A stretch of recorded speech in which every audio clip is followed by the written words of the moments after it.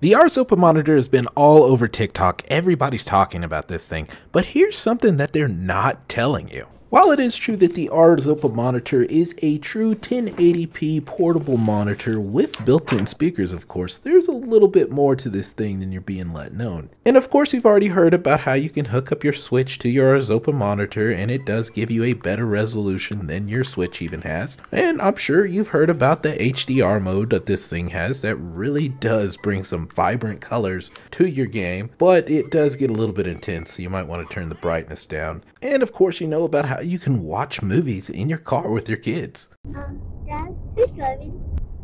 The place you really see this monitor shine is when you use it on a PC, because this is where you get to unlock the 144 Hz that this thing is capable of. Now, there are definitely much more expensive, much more heavy monitors that you could get, for sure, that can perform better. But as portable as this thing is, this can help you bust out win after win after win. Let's bring back LAN parties. Link below.